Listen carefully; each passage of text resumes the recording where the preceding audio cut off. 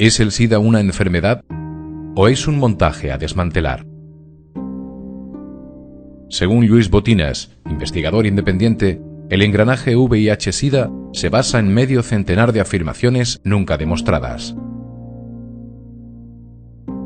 Durante 30 años, docenas de miles de científicos, médicos y organismos oficiales que apoyan la versión oficial han ido creando una compleja y densa telaraña donde están presas las personas etiquetadas de SIDA e indirectamente toda la humanidad. Lluís Botinas aporta datos, argumentos, análisis y documentos desconocidos por la inmensa mayoría de la población mundial. Pretende terminar con la ya insostenible versión oficial y sacar el tema SIDA del campo científico-médico para situarlo definitivamente en el campo delictivo criminal.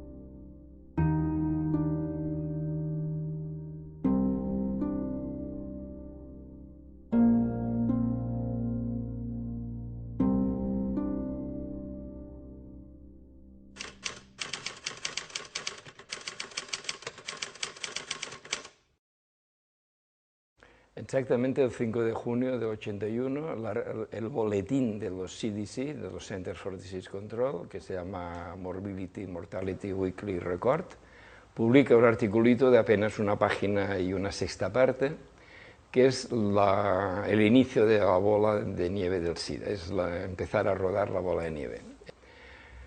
Este artículo lo publican los CDC con una nota editorial que es casi tan larga como el artículo y en el cual, o por casualidad o ya intencionadamente, se orienta a que algo se está contagiando en las relaciones entre homosexuales. Y nada da pie a esta sospecha o esta orientación que se lanza en la nota editorial, porque justamente el doctor Gottlieb en su articulito deja muy claro que estos 5 homosexuales no se conocían entre sí, ni se habían encontrado relaciones comunes, amistades comunes entre ellos. Por tanto, ¿cómo se podía estar transmitiendo algo entre homosexuales que ni siquiera se conocían?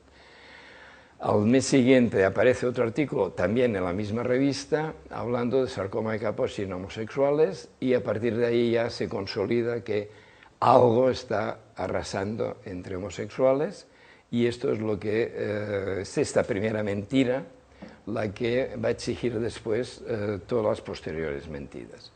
La primera mentira es que algo contagioso, por lo tanto gérmico, se está contagiando entre homosexuales y que se caracteriza por una inmunodeficiencia y, o casualidad, desde casi el primer momento se presenta esta cosa nueva que no se sabe qué es, se la presenta como inevitablemente mortal.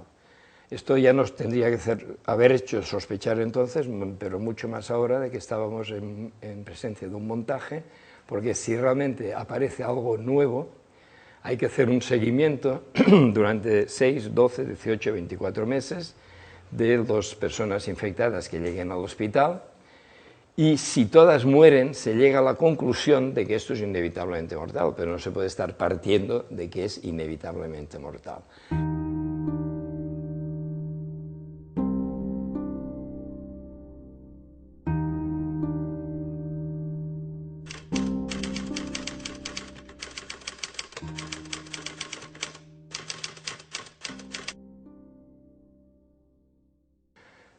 El año 82 los CDC empiezan ya a decir, no, no es una enfermedad, es una epidemia lo que está habiendo. Y en junio del 82 tenían 462 casos de SIDA registrados para todos los Estados Unidos de América. Y empiezan a hablar de epidemia con unas cifras ridículas. Por ejemplo, cambian el nombre de la enfermedad que el año 81 le llamaron GRID, Gay Related Immunodeficiency, inmunodeficiencia relacionada con gays, lo cambian a SIDA, que ya queda esta palabra SIDA, donde se instaura, se hace por primera vez en la historia de la medicina, y el SIDA es tantas primeras veces en la historia de la medicina y de la ciencia que esto solo ya nos indica que solo puede ser un montaje, es imposible que por casualidad se acumulen tantas primeras veces. Pues es la primera vez que se cambia el significado de síndrome.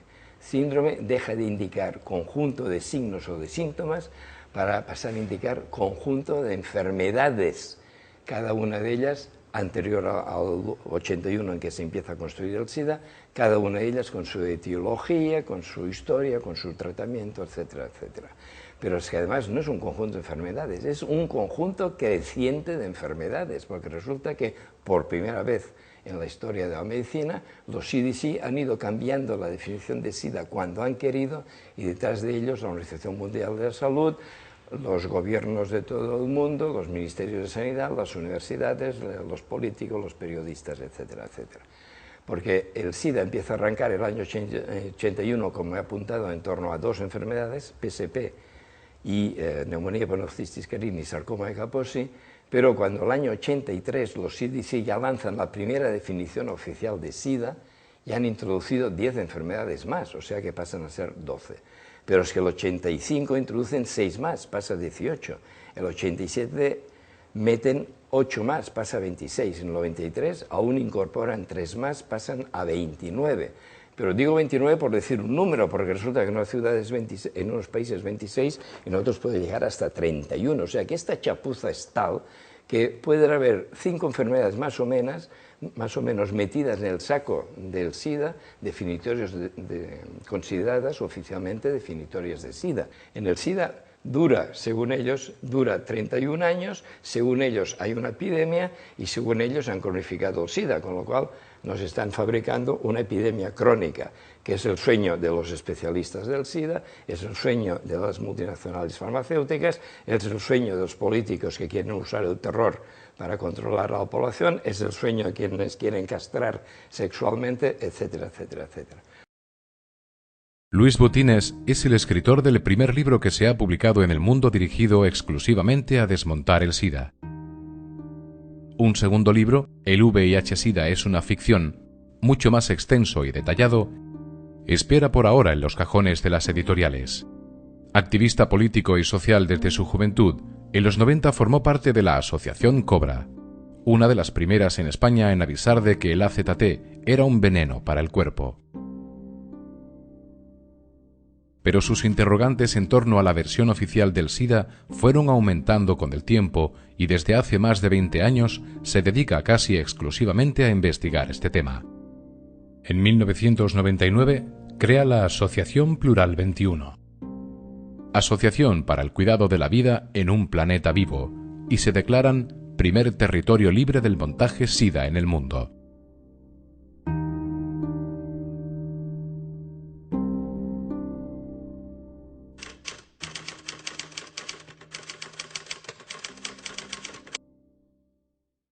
No hay ninguna prueba científica de que jamás nadie haya aislado el VIH. El primer interrogante fue el tema de la transmisión sexual, porque al cabo de pocos meses, ya que caramba, la mayoría de parejas que vienen por aquí, parejas estables, con heterosexuales con hijos de 9 años, homosexuales con pareja toda la vida, resulta que uno es seropositivo y el otro es seronegativo. Y están usando preservativos desde que le han dicho a uno que es seropositivo, pero han tenido años de relaciones sin preservativo, extraña enfermedad de transmisión sexual. Este fue el primer interrogante por nuestra simple observación. El segundo ya fue sobre el tema de la epidemia. Claro, si nos dicen cada minuto 6 nuevos infectados en el mundo, esto impresiona mucho.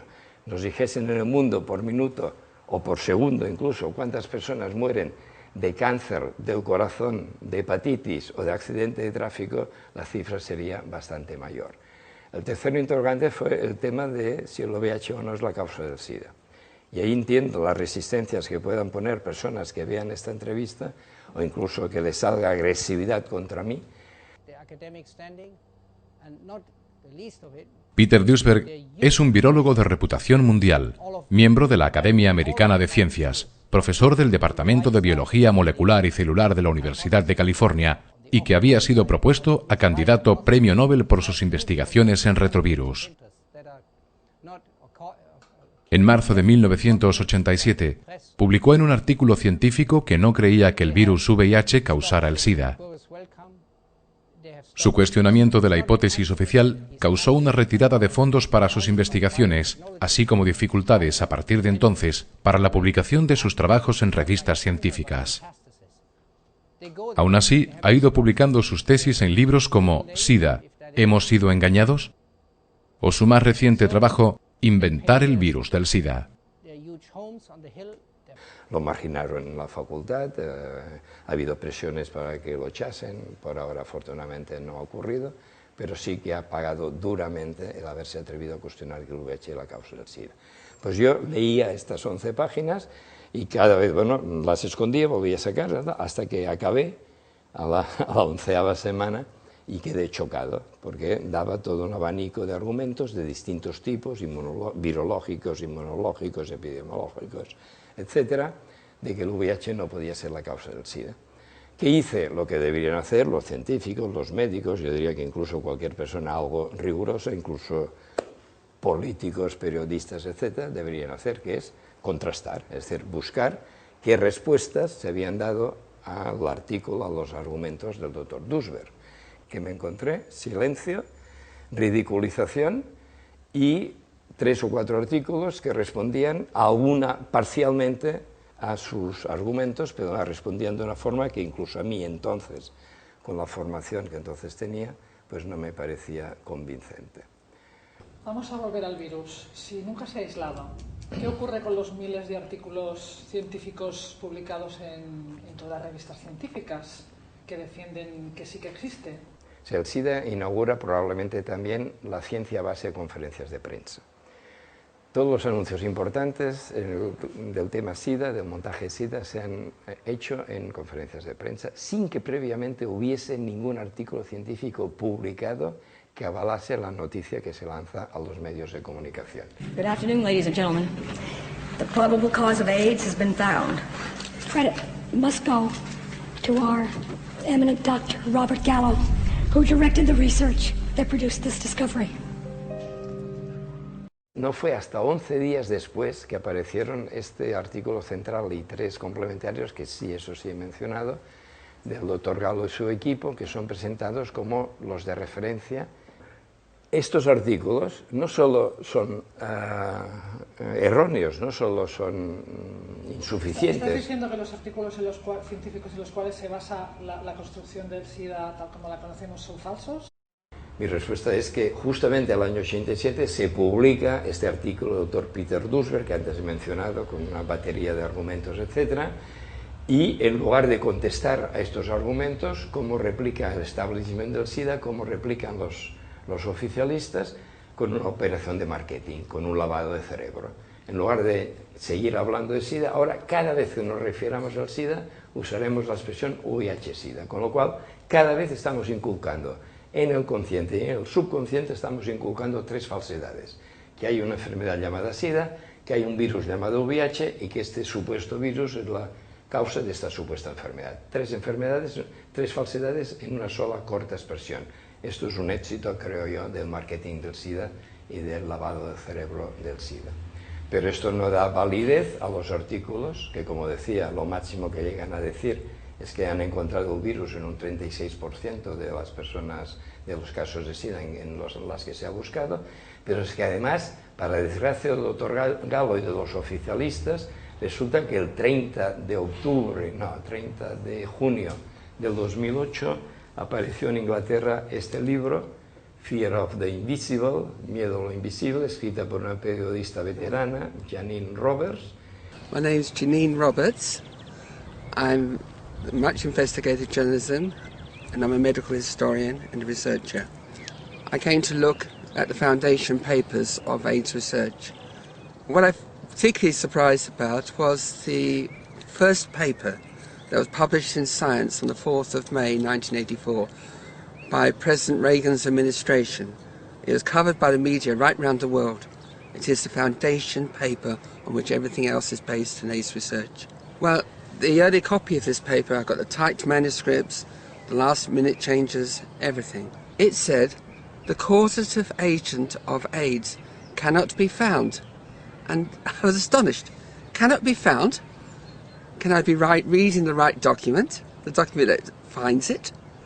So I went through with great care through the whole document, thinking there must be some mistake. I could find no experiment in the entire paper in which the scientists doing the work tried to prove any virus the cause of AIDS. There is not one sentence about this in this document.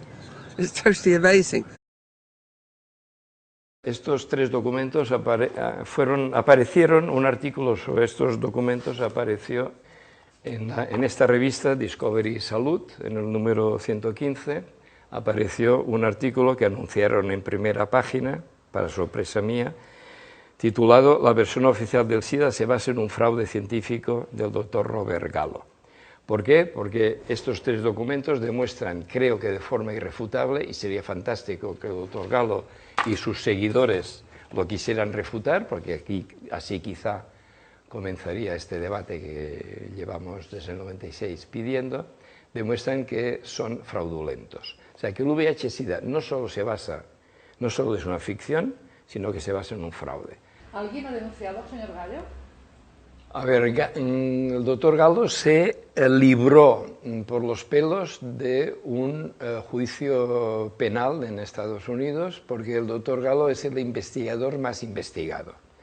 Resulta que ha habido, por lo menos, hay un libro aquí que se llama Science Fictions, y está escrito por un periodista, John Crewdson, premio Pulitzer, no recuerdo el año, y recoge muchos documentos de las 4 investigaciones, como mínimo, a que fue sometido el doctor Gallo por organismos, o sea, por diputados, congresistas, y llegó a la conclusión de que en su conducta científica, en los laboratorios, en sus artículos, etc., había suficientes indicios de delito como para que pasase el dossier, el caso pasase a Ashcroft, que era el fiscal general del Estado. Pero entonces se cumplieron 10 años, 1984, donde se hicieron las investigaciones fraudulentas del doctor Gallo, 1994, cuando se pasa el dossier a Ashcroft, y en estos 10 años prescribía el posible delito, desde mi punto de vista, el seguro delito.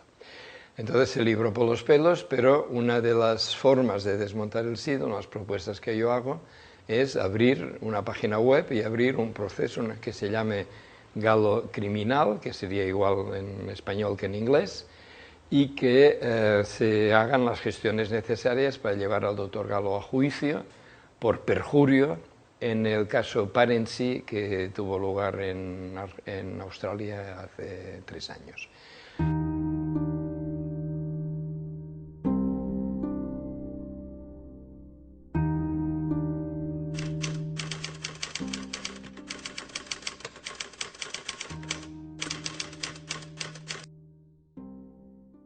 Resulta que desde el año 85, en que se habían aplicado los primeros test ELISA de anticuerpos, diseñados, aprobados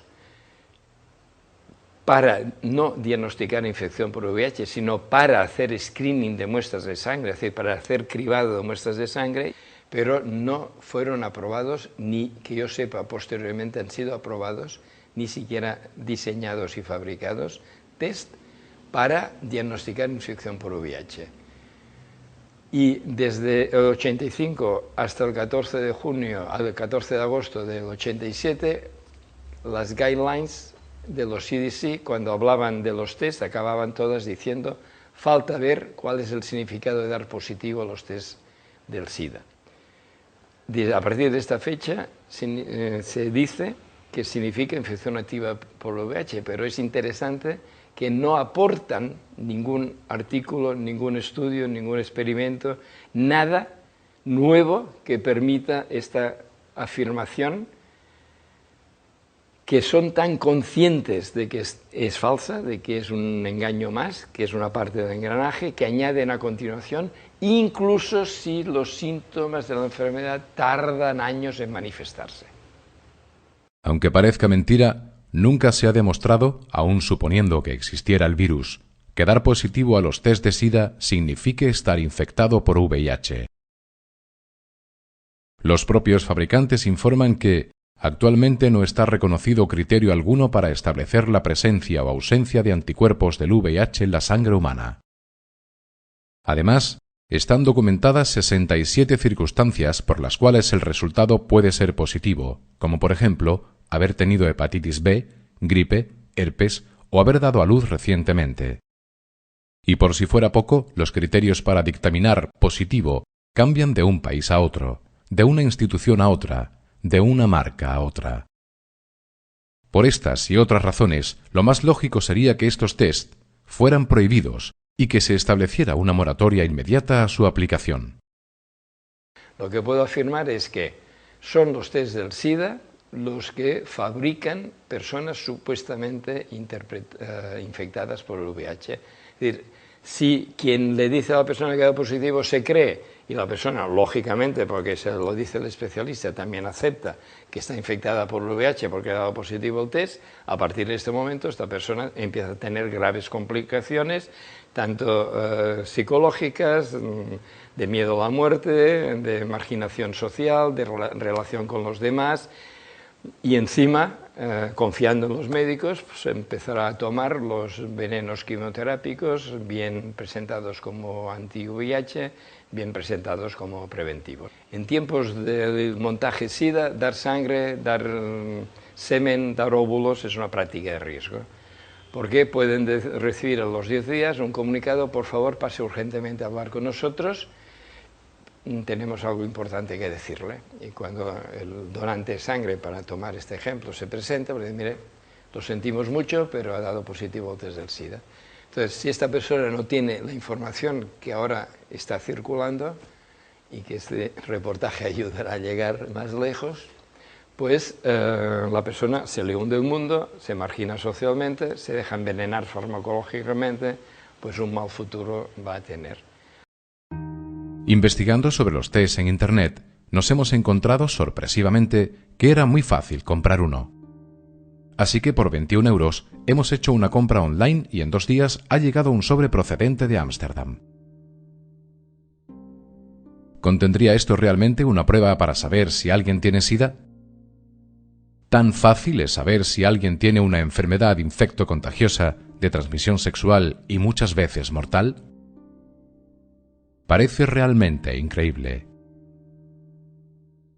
Sorpresivamente, la información sobre el test viene solo en inglés, a pesar de que la tienda online era española.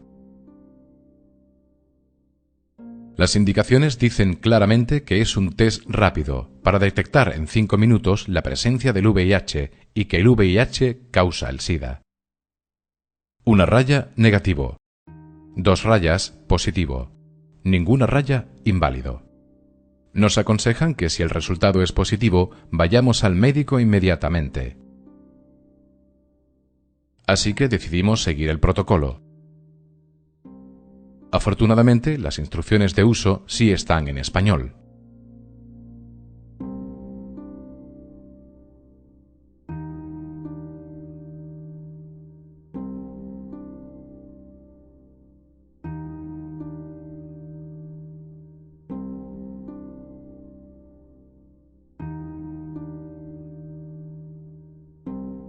Limpiamos el dedo e intentamos pincharlo con el aparatito, pero desgraciadamente no funciona bien. Finalmente conseguimos una gota de sangre. Le añadimos una sustancia, presentada como solución amortiguadora. Esperamos 5 minutos y tenemos el resultado. Es asombroso. Es asombroso. Este resultado puede cambiar el curso de una vida.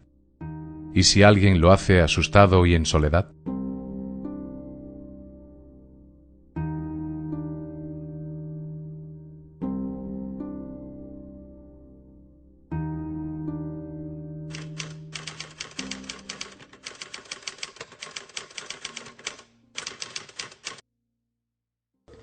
Muchos médicos se ríen del efecto placebo, pero los especialistas del SIDA han aplicado, además en dosis, en sobredosis desde el inicio, el nocebo de condenar a muerte a sus víctimas.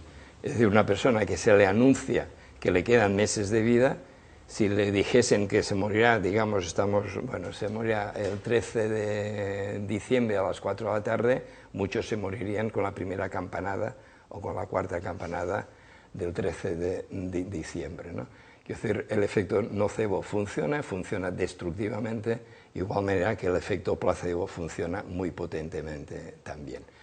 Un animal de presa, pues muchas veces lanza un rugido aterrorizador que deja paralizada a la víctima. Eso es lo que hicieron los CDC cuando empezaron a montar el engranaje del SIDA.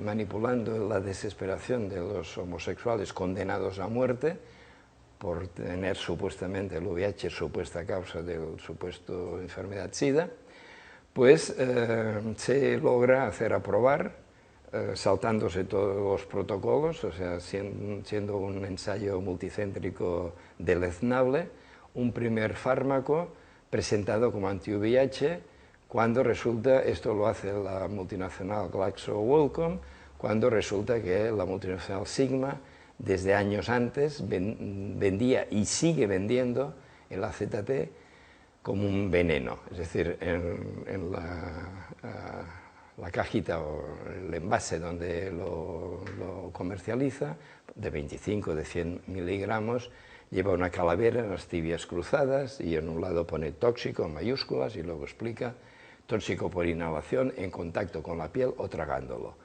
Órganos objetivo, sangre y médula ósea, por tanto es inmunosupresor, y se empezó a dar a personas que, por definición oficial, estaban inmunodeprimidas. ¿Es quimioterapia? Es quimioterapia. Este es el punto clave. En el SIDA se presenta como antiviral, como anti-VIH, sustancias que son quimioterapia. Y no solo quimioterapia en sentido laxo, es decir, que toda sustancia química, todo fármaco químico, lógicamente se le podría aplicar el término quimioterapia, que no sé por qué se reserva exclusivamente al campo del cáncer. Pero es que además, que yo sepa, y si alguien me lo demuestra yo puedo cambiar, porque yo como que no vivo de esto puedo cambiar, los que viven de esto y encima acumulan muertos encima suyo, en su responsabilidad, pues es más difícil que cambien, pues la forma de su supuesto efecto anti-VIH de estas sustancias es interfiriendo en las relaciones entre la célula y el supuesto VIH. Por lo tanto, interfiriendo en el metabolismo celular, por lo tanto, acabando matando las células. Y por eso es quimioterapia incluso en sentido muy estricto estas sustancias.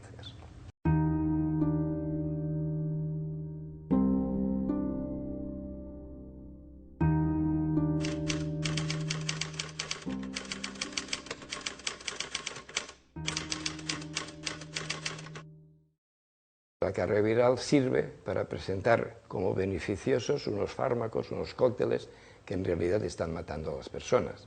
¿Por qué? Porque cuando la persona etiquetada como seropositiva o caso de SIDA se empieza a tomar estos cócteles, normalmente sí tenía una carga viral alta, que no es en todos los casos, pero si tenía, pongamos, de 400.000 ejemplares, según su versión, la siguiente control puede bajar a 300, luego 200, va bajando y a menudo en un 87% más o menos de los casos pasa a ser indetectable. Los médicos se sienten contentísimos, felicitan a su víctima, si le preguntan cómo te encuentras la víctima, muchas veces explicaría que le duelen las articulaciones, que se le está acumulando la sangre la grasa por cualquier parte, que se está perdiendo masa muscular, que se está quedando sin nalgas, que está orinando sangre, que tiene pesadillas terribles, que tiene ansias suicidas. Y los médicos, los especialistas decían, no te preocupes, esto ya te irás acostumbrando, si hace falta hacerte trasplante de hígado, te haremos trasplante de hígado, si hay que hacerte cirugía estética, te haremos cirugía estética, lo importante es que tu carga viral se ha vuelto indetectable.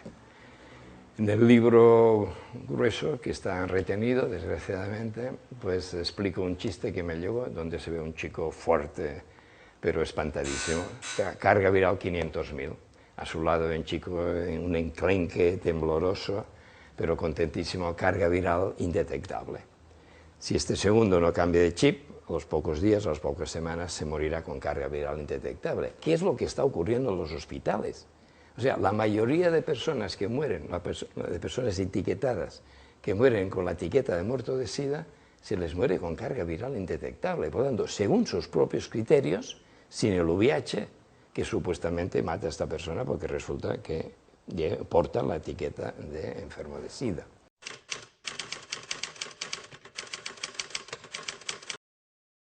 Este marcador indirecto es un artefacto tecnológico sofisticado que presenta como una cantidad que da la máquina sofisticada, lo presenta como se interpreta por parte de los oficialistas y luego que diseñaron esta máquina y luego pues por los técnicos y por los médicos que aplican los resultados que da la máquina, se interpreta esta cifra como número de ejemplares de VIH por mililitro de sangre.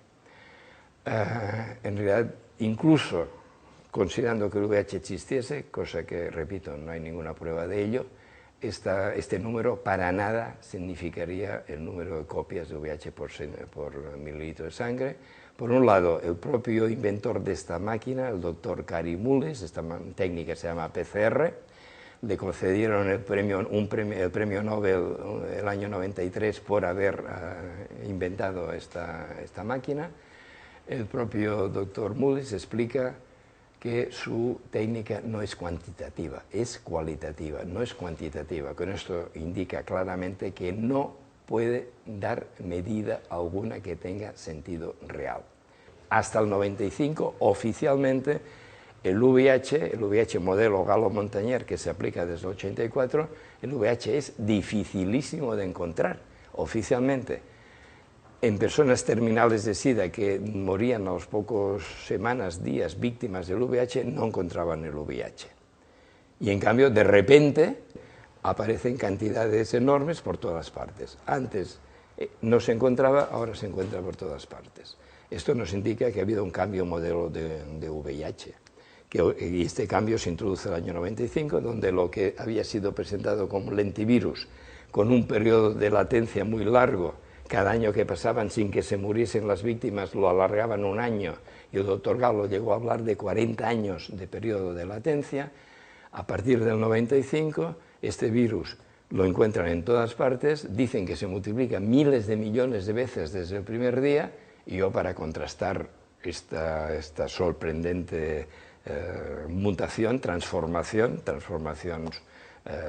sustancial, pues le paso a denominar que el VIH se ha convertido en un virus a gran velocidad, porque es imposible que una entidad biológica real pueda tener un periodo de latencia hasta 40 años, multiplicarse miles de millones de veces en el primer día, ser dificilísimo encontrarlo en todas partes, es decir, pasar de ser un antivirus a ser un virus a gran velocidad. Es imposible, pero un virus ficticio tendrá aquellas propiedades que los científicos que gocen del favor del poder de las farmacéuticas, etcétera, le quieran atribuir en función de las necesidades de ir montando el engranaje SIDA. Y Gallo-Montañer pierden su modelo, se impone el modelo del doctor Ho a partir del año 95. Los doctores Gallo y Montañer no protestan para nada del cambio, no sea que si se abre un debate se dé cuenta todo el mundo de que en realidad el emperador está desnudo, es decir, que no hay ningún VIH, se cambia de modelo porque este segundo modelo es mucho más práctico para la industria farmacéutica. ¿Por qué? Porque con un modelo, con un periodo de latencia hasta 40 años, había millones de personas en el mundo supuestamente infectadas por el supuesto VIH.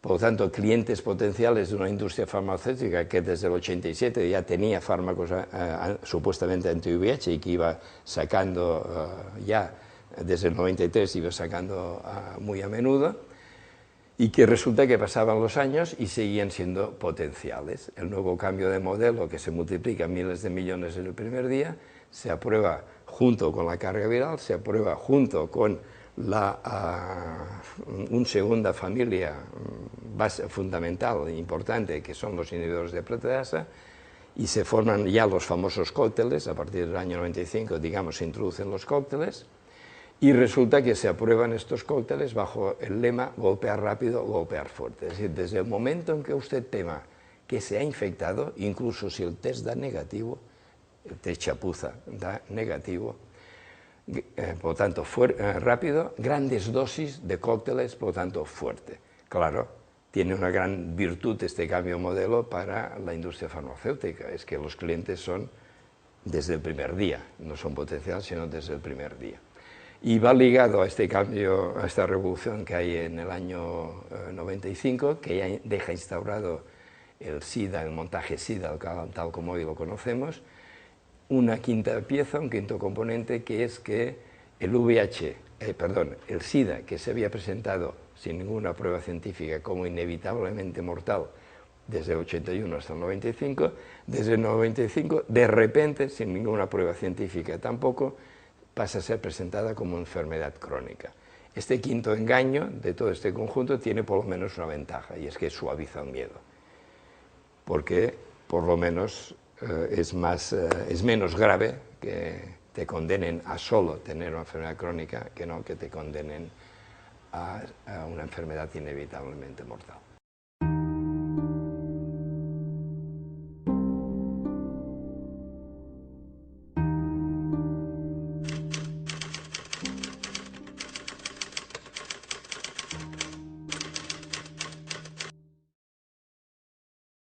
Según las predicciones que lanzaron estos especialistas en 84, 85, 86, África tendría que haberse despoblado 3 veces ya, por lo menos.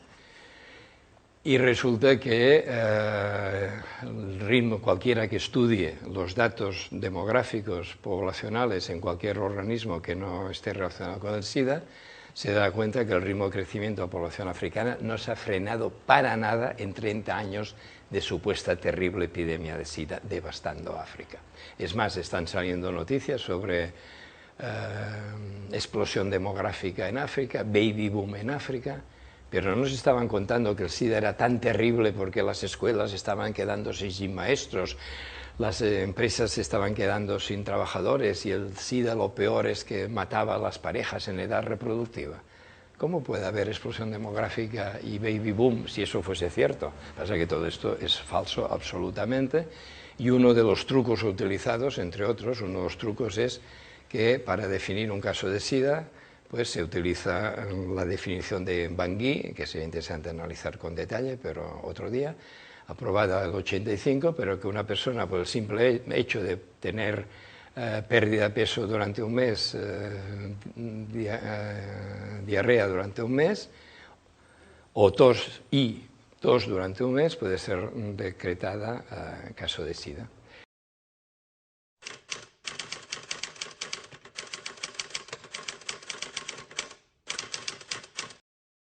En África hay menos renta per cápita, afortunadamente, pero viven y ríen bastante más, bailan y ríen bastante más que acá. Y un chiste que cuentan es la madre que le dice a su hijita, por favor, ve a comprar algo a la tienda, pero ve con mucho cuidado cuando atravieses la calle, no te vaya a atropellar un coche, que luego dirán que has muerto de SIDA y nos vas a complicar la vida a toda la familia, ¿no? Bien, entonces, pero es que la forma de construir las cifras de África, he tenido un dato nuevo interesante recientemente, porque por primera vez en estos cambios que estoy diciendo que hay una cierta mayor capacidad de atracción para cambiar la situación, pues hay un africano que se ha implicado en desmontar el SIDA y él me ha contado que, y además es muy interesante porque él mismo se benefició al principio del montaje SIDA, decía yo era responsable de la prevención en determinado país determinado país de África, me llegaban partidas, por ejemplo, de 20.000 preservativos para repartir, repartía la mitad, vendía la otra mitad y me quedaba con el dinero, ¿no? Pero luego ya cuando fue cuestionando, y no entro en detalle, pero cuando fue cuestionando, conoció al responsable de SIDA de otro país distinto al suyo, de África, que le contó que recibía llamadas desde Ginebra, desde ONU-SIDA, diciendo en tu país necesitamos 500.000 casos más este año. ¿Cómo 500? Sí, necesitamos 500.000 casos más. Y, bueno, y te enviaremos todos los test que hagan falta, o sea que ya están proporcionando test abundantemente. Llamaban al cabo de 2 meses, ¿cómo va esto? Bueno, de los 200.000 que me enviaste solo he usado 20.000 y encima casi todos me están dando negativo. Ah, pues nada, haz lo que quieras, invéntatelos como quieras, pero necesitamos 500.000 casos más en tu país para este año. Y así, y con otros trucos se han ido generando la terrible imagen de terrible epidemia, de terrible SIDA en África. Es uno de los muchos, por eso también... Esto es bastante grave que estás diciendo. No, es que yo creo que todo lo que he dicho, lo que podríamos continuar durante bastante rato más, es terrible. Y por eso ya digo que afortunadamente hemos situado el tema del SIDA, de desmontar el SIDA en el campo político, delictivo, criminal. Y aprovecho para lanzar un llamamiento a abogados y a personas cualificadas de distinto tipo que contribuyan a este bien para la humanidad, que sería acabar con el SIDA.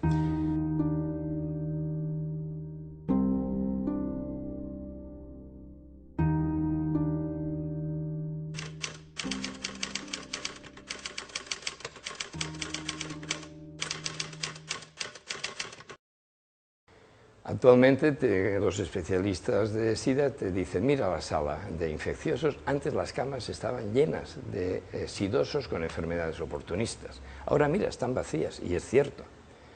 Por tanto, si no cogen enfermedades oportunistas, según los propios razonamiento oficial, no tienen inmunodeficiencia, por tanto no tienen SIDA. Pero resulta que ahora se les mueren con carga viral indetectable y sin enfermedades oportunistas. Es decir, según los criterios del clan de médicos oficiales del SIDA, resulta que se les están muriendo con carga viral indetectable, es decir, sin VIH, y sin enfermedades oportunistas, es decir, sin SIDA. Este es el gran logro de no sé qué cantidad enorme de millones que se han invertido, desgraciadamente, en lo que tramposamente se llama lucha contra el SIDA. ¿De qué se están muriendo? En realidad, las personas que mueren con la etiqueta muerta de SIDA, pues están muriendo de fallo hepático, fallo renal, fallo del corazón y de enfermedades no relacionadas con SIDA, enfermedades no definitorias del SIDA, que se está muriendo, por lo tanto, fundamentalmente de los tratamientos que se le está administrando. Aunque, como decía antes, ahora los oficialistas casi no dan las cifras de muertos de SIDA, con lo cual parece que sea cierto lo de que han cronificado el SIDA. Insisto, es falso que hayan cronificado el SIDA y cada año se les mueren miles de personas con la etiqueta de muerto de SIDA, la mayoría de ellas sin carga viral, por tanto sin VIH, y sin enfermedades oportunistas, por tanto sin SIDA. Yo creo que la pregunta que la mayor parte de gente se debe estar haciendo, y que es la que yo te hice la primera vez que hablé contigo, es ¿y entonces de qué se está muriendo toda esta gente y se ha estado muriendo durante todos estos años? Si no se mueren de SIDA, si el SIDA no existe, si el virus VIH no existe, ¿de qué se están muriendo? Sí. Entonces, ¿hay una enfermedad que no conocemos y que no han descubierto, o de qué va la cosa? Hay una aclaración muy importante. Yo en ningún momento he dicho que el SIDA no exista. Bueno, lo que digo es que el VIH-SIDA es una ficción, que todo lo que nos están diciendo desde hace 30 años carece de base científica, de base biológica, de base bio-lógica, es decir, con lógica de la vida, de base real. Es decir, el SIDA no existe en tanto que enfermedad, pero el SIDA sí existe en tanto que engranaje. Por esto voy mencionando constantemente montaje, engranaje, maquinaria, etc. Y este engranaje es terrible, y este engranaje, a quien lo coge, si no se aparta a tiempo, lo tritura.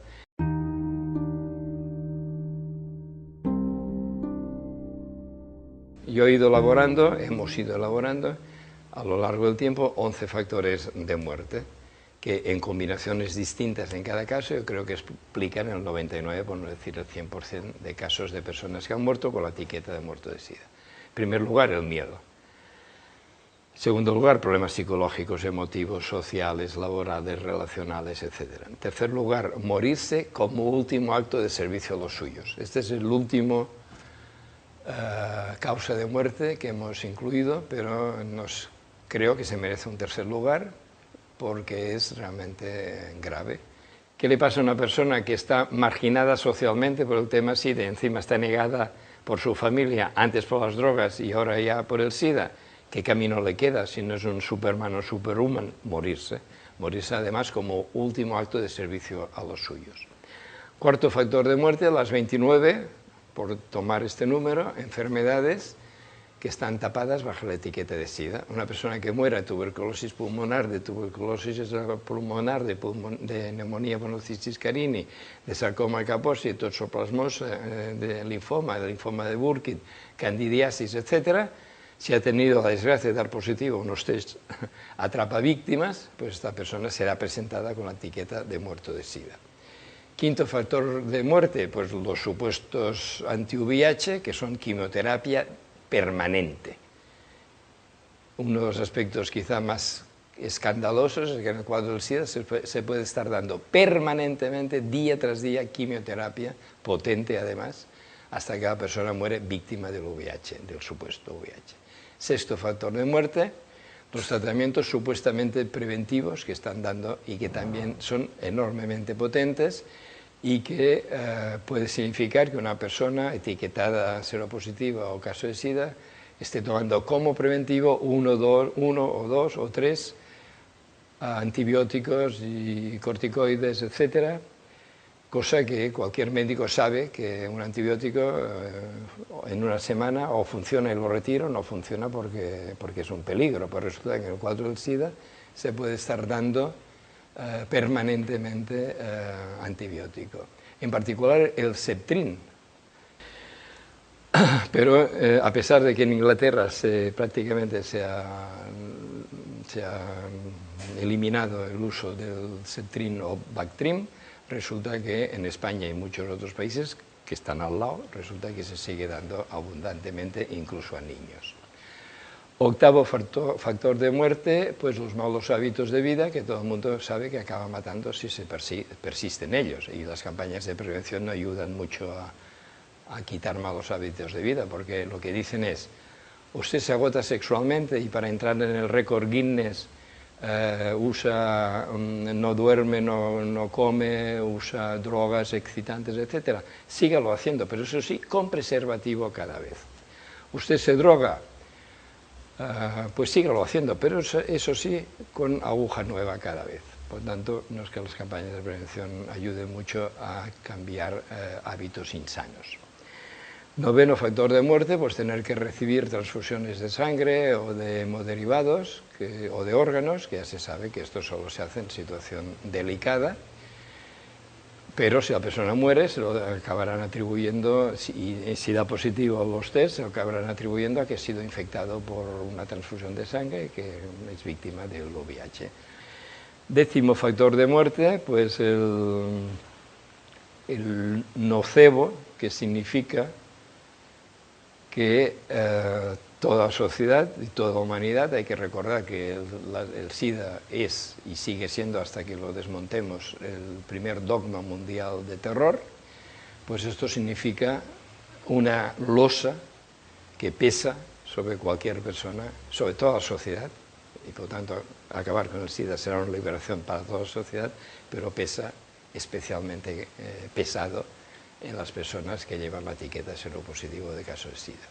La mayoría de personas, cuando empezó a surgir el montaje SIDA, pues se apartaron de sus víctimas, pero hubo una minoría que solidariamente pues reaccionaron haciéndoles apoyo, dándoles apoyo, acompañándoles, etc. Claro que es mejor acompañar, morir con alguien que te coge la mano o que te acaricia que morir solo y abandonado.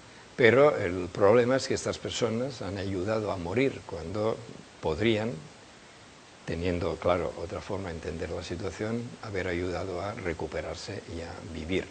Y sigue habiendo cantidad de dinero y de organismos, de asociaciones, de comités, de voluntarios de buen corazón que siguen yendo a ayudar a los enfermos de SIDA, aunque ahora, como dicen los especialistas orgullosamente, la mayoría se mueren sin enfermedades oportunistas, con lo cual necesitan menos cuidados, pero sigue habiendo una minoría que sigue necesitando cuidados, pues hay cantidad de gente y de asociaciones de buena voluntad, en principio, mientras no se pruebe lo contrario, que lo que están haciendo es ayudar a morir y por tanto refuerzan el engranaje del SIDA. Y el último, pero aquello como es de last but not least, ¿no? Lo último, pero no por ello lo más importante, sino todo lo contrario, el factor más importante es la conducta antideontológica de los médicos especialistas del SIDA que han aceptado, para hacer carrera, el triste papel de aplicar todos estos factores de muerte a sus víctimas. Son ellos los que les han dicho desde el principio que les quedaban meses de vida, les decían, luego a medida que no les obedecían, no se morían, iban alargando el plazo de la condena, y ahora solo, entre comillas, solo les condenan a ser enfermos de por vida.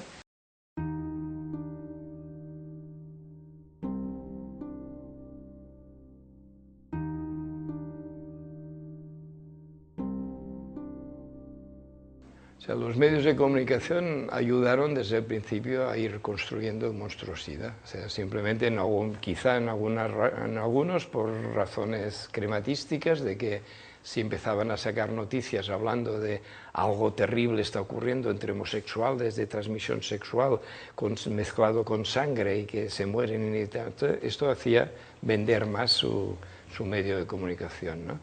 Luego ya, bueno, porque empezaban a recibir publicidad de las farmacéuticas, del SIDA y de no SIDA.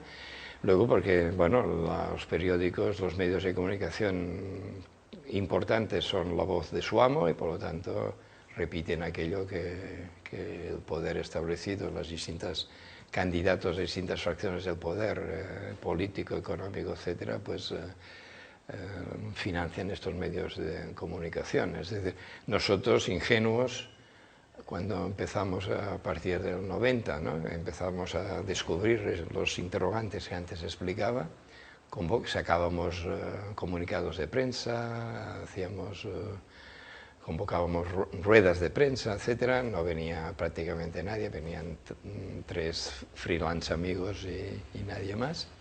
Pero ahora hace tiempo que no convocamos ruedas de prensa, ni sacamos medios de comunicación, porque sabemos que los medios de comunicación importantes solo se interesarían para aplastarnos.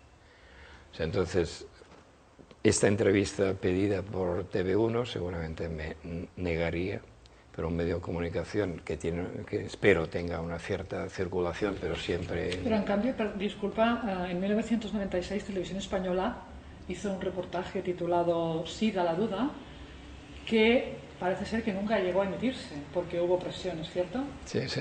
De hecho, el reportaje lo pagó Arte, el canal franco-alemán Arte, y Televisión Española compró los derechos para emitirlo acá, como se emitió en 5 países más, además de Alemania y Francia. ¿Y si los científicos se hubieran equivocado al señalar este virus como agente causante del nuevo síndrome?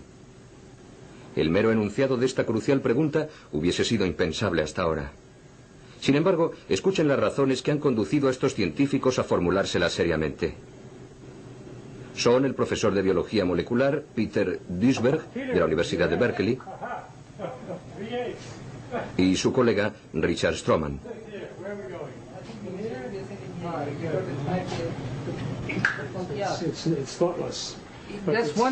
Por haber dicho lo que ustedes van a oír ahora, estos 2 investigadores han sido tachados de inconscientes. Sin embargo, forman parte de la élite científica norteamericana. Yo no creo que se haya descubierto aún la causa del SIDA. Desde luego que no. Si se hubiera descubierto, a lo largo de estos 10 últimos años hubiéramos avanzado enormemente en su tratamiento y en su prevención. Pero no ha ocurrido así. Pero los oficialistas del SIDA chantajearon a la Televisión Española diciendo que ellos no participarían en el debate si se emitía este reportaje, y al final Televisión Española cedió y no se emitió el reportaje. Eso me recuerda lo de Diario 16 que antes apuntabas, porque ha sido el único medio de comunicación en el mundo que impulsó un debate SIDA. Entonces, el propio Juan Tomás de Salas quedó muy sorprendido de que después de estar semana tras semana anunciándolo en primera página, debate Diario 16 sobre el SIDA, capítulo 1, capítulo 2, capítulo 3, 2 o 3 páginas enteras de periódico sacado semana tras semana, no se organizase ningún debate, porque la consigna del establishment del SIDA fue non me ne hallo. Si no contestamos, si no hablamos, no existen. y 17 capítulos, sacó Diario 16. Este libro recoge los originales, más 2 capítulos que ya no llegaron a ser publicados, porque él tuvo que dimitir y el nuevo director ya se opuso, más bien se dedicó a lavar la mancha que supuestamente Juan Tomás de Salas había hecho caer sobre Diario 16, se convirtió más papista que el Papa. Y no hubo debate porque no contestaron. O sea, todos estos miles de oficialistas, decenas de miles que cada final de mes cobran de la versión VHSida, pues no tuvieron voz para defenderlo en un debate, ni hasta ahora han aceptado jamás un debate en donde poder contrastar la versión oficial con lo que planteamos nosotros. No se puede decir que no lo hayas intentado, porque apareciste también en un programa de la televisión catalana con Mikimoto, que creo que también hay ahí una anécdota, si se le puede llamar así, interesante. Sí, también, sí, porque también por otro canal cálido llegó al equipo de Mikimoto información. Yo no hablé con él, excepto en el momento de la entrevista, ni antes ni después he vuelto a hablar con él, y la verdad es que tengo ganas, me gustaría hablar con él, pero bueno. Entonces sí hablé con la directora del programa, cuyo nombre no recuerdo, una mujer joven, inteligente, que recuerdo que me llamó y dijo, mira, mañana van a pasar la película Filadelfia por televisión y nos estamos planteando a continuación hacer la entrevista contigo, pero tengo varias preguntas que me gustaría aclarar antes de tomar la decisión y tal. Entonces digo, ¿puedes venir? Digo, sí, fui por allí con una bolsa de documentación, me empieza a preguntar, empiezo a contestar, sacar documentos y tal, y al final me dice, esto hay que decirlo, si nos echan, que nos echen, pero esto hay que decirlo. Yo dije, mira, me alegro mucho que seáis conscientes de que os jugáis el programa, porque lamentaría que ocurra algo y que luego pensaseis que os he engañado, que... Digo, no, somos conscientes que nos jugamos el programa, pues adelante. I ho afirmen amb la contundència de Galileu quan va dir que la Terra girava al voltant del Sol i el van prendre per heretge. Bona nit, Lluís Botines. Bona nit. Realment vostè està convençut que no existeix el virus d'immunodeficiència? El que sabem fins ara, doncs considerem que no. Xifres de gent que ha mort oficialment de la sida existeixen les estadístiques. De què creu que han mort si no les ha eliminat aquest virus? Jo crec que hi ha diversos factors que ajuden a que les persones acabin morint i es poden regrupar en les condicions socials, el tractament social que s'està fent de la sida i el tractament mèdic que s'està fent de la sida. Condicions socials? És a dir, hi ha la por que cau sobre la persona en el moment en què li diuen que és seropositiva o que té la sida, que és com s'interpreta. Com un factor psicològic. El factor psicològic per vostès ja n'hi hauria prou. En català i en quasi tots els idiomes del món existeix l'expressió, per no dir tots, que no ho sé, mort de sida. Ai, mort de por, perdó. És l'experiència de les comunitats humanes de que la por és suficient perquè mori una persona. No és una mica fort concloure que tot plegat és un muntatge, com vostès ens estan convidant a concloure? No, el que nosaltres estem convidant a concloure és que les persones s'informin, que contrastin el que han conegut fins ara amb una visió diferent que hi ha i que es vagin fent la seva pròpia opinió. Se hizo el programa, claro, estamos en democracia, no en dictadura. En tiempos de Franco hubiese sido al día siguiente destitución fulminante, aquí no. Aquí fue al cabo de unas 2 semanas que se cerró el programa y se acabó. Se llamaba Solvencia Contrastada. Un programa muy interesante, pero que quedó muy claro en la conciencia de los periodistas catalanes, por lo menos, de que había sido la entrevista conmigo la que causó el cierre del programa. Donde sí ha habido debate en la televisión ha sido en Rusia. El Canal 1 de la televisión rusa, en horario de máxima audiencia, realizó una confrontación televisiva entre las dos posturas. Luis Botines fue el único extranjero invitado al programa y pudo exponer en directo sus puntos de vista. Жизнь трудна, но не тем удивительна. И имеет на этот счет свою собственную точку зрения доктор социологии. Он патолог. Патолог, да? И патолог. Когда в 1990 году я занялся темой СПИДа, я полностью верил официальной точке зрения. Но шаг за шагом у нас начали появляться вопросы, и до тех пор, пока не осталось камня на камне от официальной точки зрения. Реальный СПИД – это подлог, который был выдвинут Центром контроля за заболеваниями Соединенных Штатов Америки в 1981 году, когда является тем вирусом, который вызывает СПИД. Но помимо того, что он не смог ничего доказать,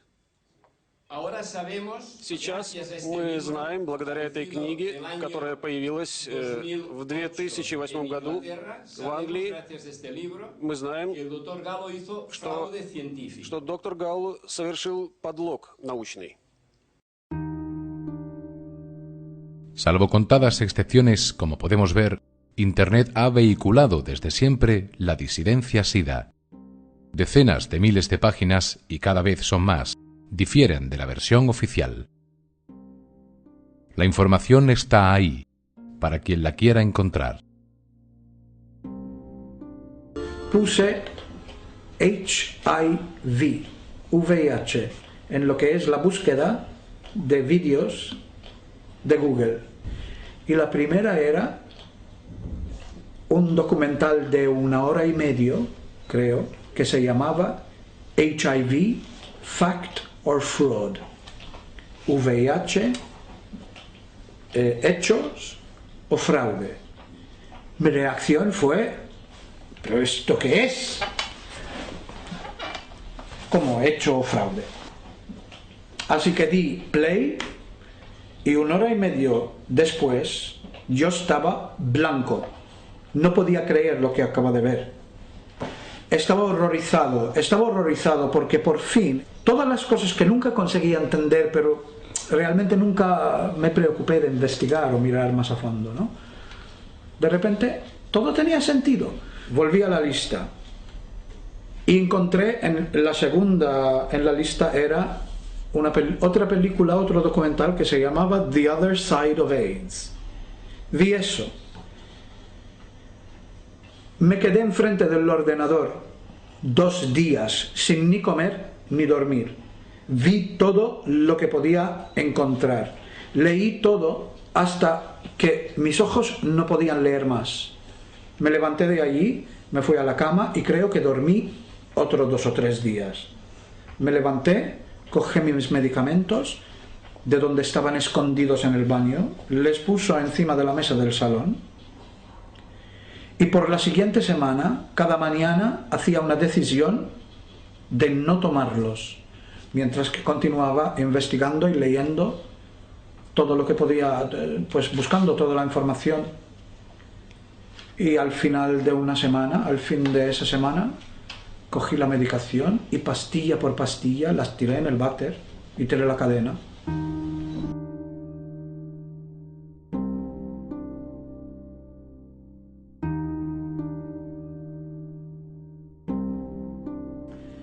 Para terminar, insinúas en el libro que quizás la comunidad científica o parte son conscientes de esto, lo saben y callan, como voy a utilizar la palabra, y de hecho hablas de que en el 2009 fue el 25 aniversario del descubrimiento de este famoso virus y que curiosamente la comunidad científica se olvidó de celebrar tan gran acontecimiento.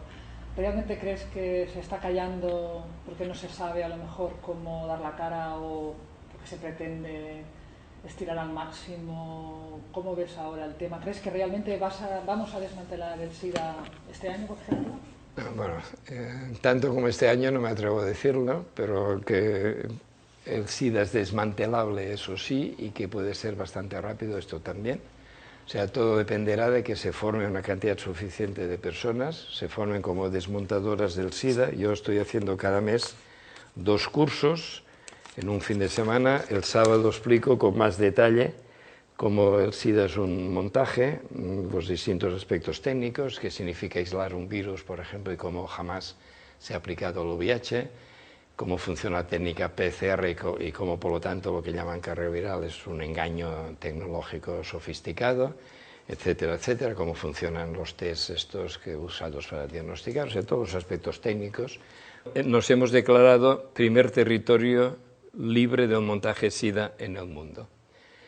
Y esta es también otra propuesta para desmontar el SIDA, es decir, si cada vez más asociaciones, grupos, centros de todo tipo, luego ya asociaciones de padres de familia, ya escuelas, algún departamento, facultad, departamentos enteros, facultad, finalmente barrios, etcétera, se van declarando, después de entender que el SIDA es un montaje, se declaran territorio libre de SIDA porque tienen claro que jamás se harán el test atrapa víctimas y por lo tanto nunca podrán ser atrapados por el engranaje del SIDA. El irse declarando territorio libre de SIDA pues es una forma de ir debilitando el montaje SIDA. El tema del SIDA nosotros ya no lo colocamos en el campo científico-médico, sino ya en el campo político, delictivo, criminal. Y esto me ha ayudado mucho un personaje estadounidense que yo nunca pensé tener a alguien así en relación, que se llama Clark Baker. Yo vengo de la extrema izquierda, la clandestinidad, el exilio, y él tiene como 70 medallas y condecoraciones por sus servicios militares y policiales a los Estados Unidos de América. Ha organizado una Office for Medical and Scientific Justice, o MSJ, donde se están formando abogados que están logrando que en Estados Unidos gire la carga de la prueba.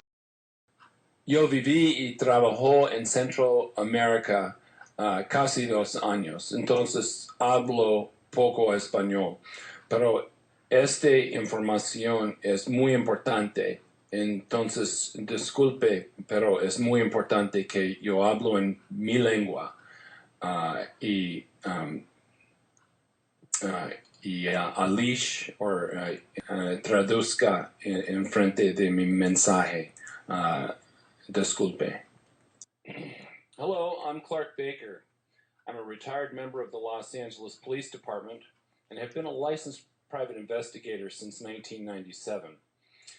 I've conducted several thousand criminal, civil, and military investigations since 1980 and have received more than 80 military and police-related commendations and awards from local, state, and federal officials. One advantage of being a private investigator is that I can pick and choose the cases I want to investigate. After retiring from the LAPD in 2000, I enjoyed being a private investigator because it allowed me to take the cases that interested me. It also meant that if I discover that a client has lied to me, I can drop the case. I can pick and choose the ones I want. But experience has taught me that criminal behavior transcends all perceived political, industrial, academic, and societal boundaries. Regardless of whether you are a street thug or an Oxford-trained academic, criminal behavior is fairly consistent. If anything, street hoods are better liars than academics, but are arrested more often because they enjoy fewer connections to the politicians who control law enforcement agencies and regulators. If a cocaine dealer kills a client with bad drugs, he goes to prison.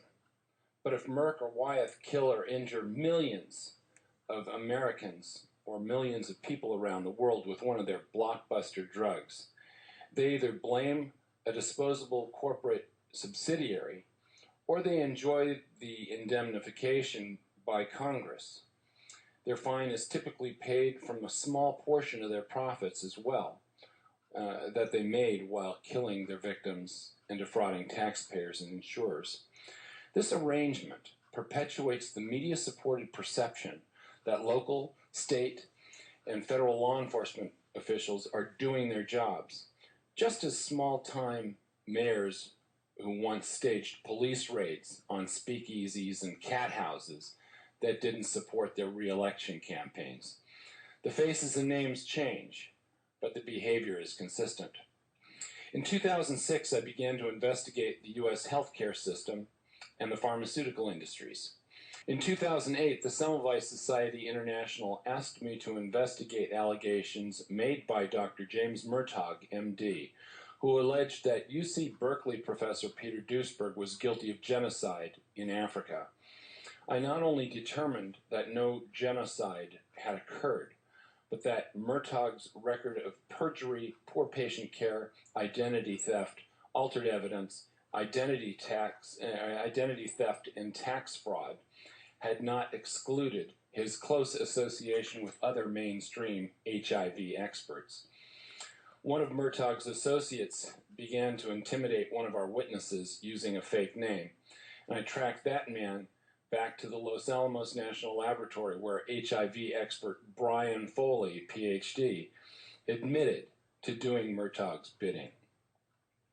Because the Los Alamos National Laboratory, National Institutes of Health, the Centers for Disease Control, all refused to answer my questions, I founded OMSJ to conduct investigations that local, state, and federal law enforcement agencies and universities refuse to pursue. I originally founded the HIV Innocence Group to use the criminal court system to compel answers that HIV experts refuse to answer. Although we expected some court victories, we never expected to win the number of cases that we have. Just this year, OMSJ has forced prosecutors to dismiss criminal charges against defendants in Iowa and Tennessee because prosecutors could not find credible HIV experts who were willing to answer our questions in trial. It is one thing for HIV experts to promote junk science in the media, and quite another for them to testify before competent investigators and trial counsel under penalty of perjury. When they find themselves in this situation with OMSJ, they typically recoil like vampires in church. As a former political candidate who once supported tort reform that ostensibly prevents bad lawyers from suing good doctors and reputable drug makers, it never occurred to me that the healthcare and pharmaceutical industries could be as brazenly as corrupt as they are. Aided by Congress, universities, and the media, these industries spend billions to get academics to publish fake reports and newspapers to sell their deadly drugs and unnecessary medical procedures. Had I not investigated HIV, AIDS, and these industries myself, I never would have believed that they could be waging what appears to be a pharmaceutical war on humanity. But if we examine the history of pharmaceutical warfare that began with Adam Smith, the British East India Company, and the Opium Wars, it is clear that these industries and our governments have never reformed themselves. Instead, when we're lucky, our agencies admit guilt years after most of the criminals or their victims have disappeared. At this time, OMSJ appears to be the only licensed and experienced investigative agency dedicated to protecting the witnesses and victims of medical and scientific corruption. If today I received verifiable proof that HIV attacks cells and causes AIDS, I would issue a final report disclosing the proof and leave for an extended vacation. I have children, I have grandchildren. I enjoy hobbies like flying, scuba diving, travel, photography, concerts. I've got better things to do than waste my time investigating the sociopaths that operate multi-billion-dollar drug cartels. Nothing would please me more than witnessing the restoration of the executive, legislative, and judicial branches of government and media checks and balances that have been corrupted by complicit politicians and the industries that routinely pay them off. In the United States, if a policeman is caught accepting a small bribe, he will be criminally charged and lose his career. But when doctors accept cash and compensation in the form of free tickets to concerts, sporting events, vacation resorts. It's considered a professional courtesy. I believe that, at present, nothing illustrates healthcare and pharmaceutical corruption better than vaccines and criminal HIV cases. Every year, more than 1 million Americans are killed or injured from drugs and vaccines. When Muslim extremists promote the killing of Americans, we target them with drones.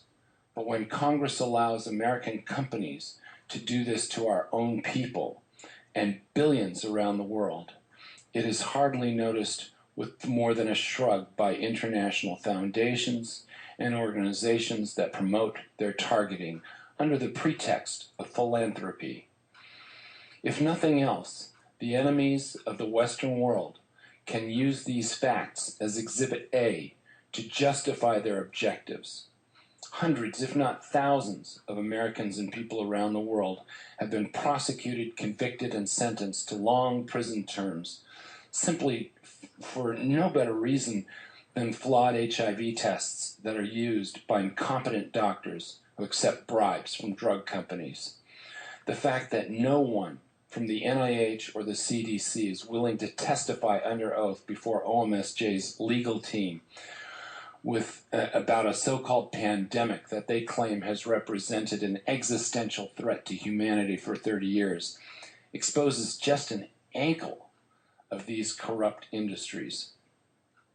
I can't imagine what we'll see when her gown is lifted above her head. Since October 2009, OMSJ has helped defense attorneys for prosecutors to plea bargain or dismiss 39 criminal HIV cases. We are currently involved in more than 50 other active cases. For those who wish to support our efforts, I ask that they donate to us at omsj.org. If only 10,000 people around the world made recurring donations of $5 or more, we could accomplish much more. OMSJ is not supported by any corporate funding. I look forward to your assistance and your friendship. Thank you. Thank you, Clark. Hasta hace poco, la carga de la prueba recaía en quienes defendían a las personas acusadas de haber infectado el supuesto VIH a terceras personas sin haberles avisado previamente de que eran seropositivos. Pero él ahora ha logrado que sea al revés, que sean quienes dicen que el VIH existe los que tengan que demostrar que existe, los que dicen que el VIH es la causa del SIDA, los que tengan que demostrar que el VIH causa el SIDA, los que dicen que los test son fiables, los que aporten las pruebas científicas de que realmente esos test son fiables. ¿Y qué está ocurriendo desde que la carga de prueba recae en el fiscal, en la acusación, etc.? Lo que está ocurriendo es que o bien se retiran acusaciones o bien finalmente se da condenas simbólicas, es decir, personas a las que le pedían 15 años, pues se las condena a 15 días de servicios sociales. Es decir, se está demostrando que toda la parte, aunque sea grande y poderosa, oficialista, no puede aportar las pruebas científicas cuando el juez pide que se aporten. Tenemos que ver cómo esto se puede implementar en España y en otros países como una de las vías de actuación para acabar con el SIDA. ¿Qué ganas con esto, Luis? ¿Por qué haces esto? ¿Qué hay detrás de ti? Porque a veces lo más importante de lo que hace una persona son qué hay detrás. Sí, ¿no? La gente se preguntará, ¿por qué esta persona lleva 20 años investigando este tema? 21. 21. Sí, bueno, de hecho al principio lo he apuntado cuando he dicho que desde adolescente esta sociedad no me gusta. Ha aparecido luego de nuevo cuando he planteado que yo vengo de la extrema izquierda, la ilegalidad, la clandestinidad, el exilio. O sea, he sido militante y activista. De hecho, desde los 6 años, que ahora sea consciente, porque la primera etapa fue pues activismo deportivo, hasta que entré en la universidad, entonces ya me fui implicando en activismo sindical, estudiantil y luego político de extrema izquierda.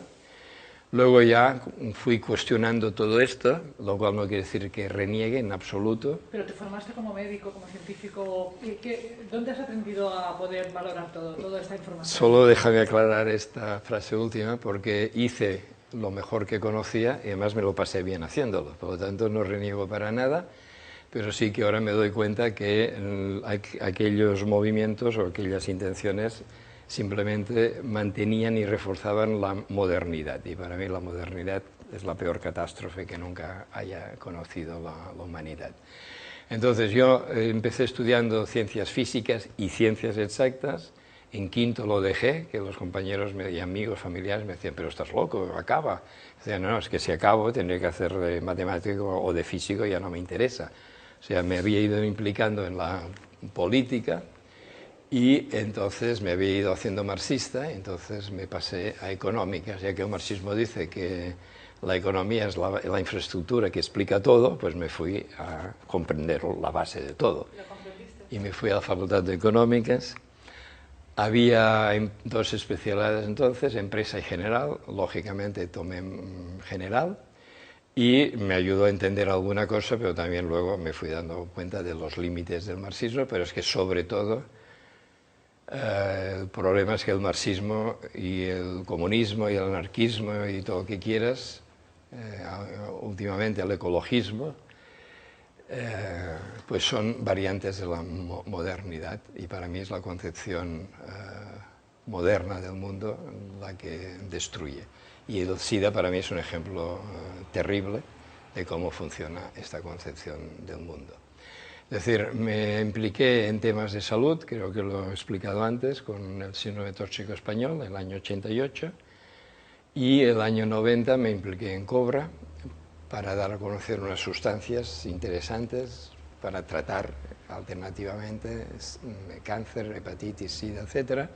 Pero luego ya fui entendiendo que había otras cosas mucho más potentes, otra forma de entender las cosas, y finalmente en el tema del SIDA pues, es donde desde el 91 me he implicado a fondo, porque para mí es el eslabón débil de la cadena, es por donde cambiar un orden médico, un orden científico, un orden social que me parece sin ninguna base rigurosa, me parece enormemente destructivo y que la primera víctima de esta forma de vivir, que en realidad es una forma de morir, de mal vivir y de morir inconscientemente e indignamente, la primera víctima no es, como gente también bien intencionada presenta, pues, la población africana o del mal llamado tercer mundo, es precisamente la población de los países económicamente ricos, que es donde hay la mayor degeneración, tanto anímica como física.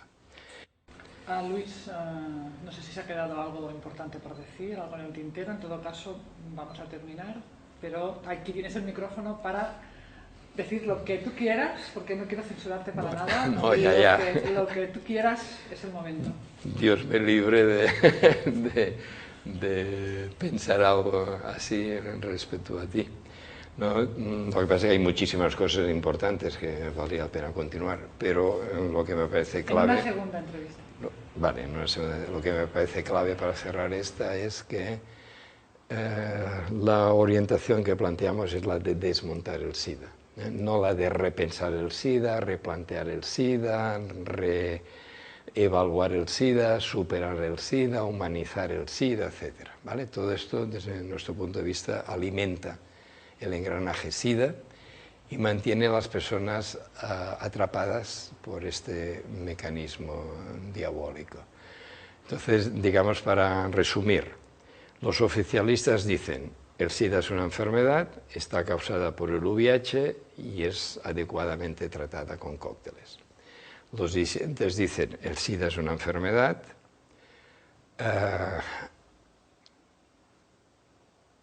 el VIH no es la causa del SIDA y los cócteles no solo es un buen tratamiento, sino que matan a las personas que los toman y por lo tanto así han ayudado a salvar muchas vidas. Nosotros decimos: el SIDA no es una enfermedad, es un montaje, y el VIH nadie ha demostrado que exista. No, retiro esto. La causa del SIDA, ¿cuál es la causa del SIDA? Los CDC. La causa del SIDA son los Centers for Disease Control, que es el organismo que ha construido el SIDA, ¿vale? ¿Y cuál es el único tratamiento adecuado del SIDA? A escala personal es apartarse del engranaje. Si uno ha entendido que fue atrapado por un engranaje Cuando dio positivo al test del SIDA, lo único que tiene que hacer es apartarse del engranaje. Si tiene problemas de salud, y la inmensa mayoría no tienen problemas de salud, si tienen problemas de salud, esta persona, estos problemas deben tratarse de la forma menos agresiva que conozca, pero al margen de toda la historia y toda la histeria del SIDA. Y claro, al margen de toda la historia y toda la histeria del SIDA, estos problemas de salud se resolverán en general muchísimo más fácilmente que no continuando atrapado por el engranaje. Pero, aunque esta persona haya solucionado su problema apartándose, el engranaje sigue activo y cada día atrapará nuevas víctimas mientras no sea destruido. Por lo tanto, ¿cuál es el tratamiento adecuado del SIDA a escala colectiva? Desmontarlo. Desmontarlo para que el planeta, para que la humanidad quede definitivamente liberada del SIDA. Entonces, ¿cuál es el problema con los disidentes? Que los disidentes, a medida que dicen el VIH no es la causa del SIDA, la causa del SIDA es el estrés oxidante, el estrés crónico, la disbiosis intestinal, el consumo de drogas, el consumo de poppers, etc., es multifactorial, como dicen algunos, siguen alimentando el engaño primero de que hay una enfermedad llamada SIDA. Cuando los disidentes del SIDA dicen los cócteles son asesinos, y tienen razón, pero cuando añaden el SIDA se puede tratar adecuadamente con antioxidantes, con vitaminas, oligoelementos, con buena alimentación, con buena respiración, incluso algunos con buena meditación, están reforzando la idea de que hay una enfermedad llamada SIDA que hay que tratar alternativamente. Entonces, tanto con la idea de que hay una causa alternativa y de que hay un tratamiento alternativo, mantienen a las personas etiquetadas, atrapadas en el engranaje del SIDA. Cuando, insisto, desde nuestro punto de vista, la solución es bien sencilla, lo cual no quiere decir que sea rápida. Es simple, no sencilla. Simple y que puede ser rápida también. Si la persona, y en algunos casos hemos tenido ya en estos tiempos que estamos aplicando este enfoque, personas que en un par de meses han cambiado radicalmente su vida, han cambiado de casa, han encontrado trabajo cuando llevaban un montón de tiempo sin tener trabajo, etcétera, etcétera, ¿no? Entonces, la cuestión es, insisto, a escala personal, separarse del engranaje y contribuir a destruir este monstruo planetario. Luis, gracias por tu labor.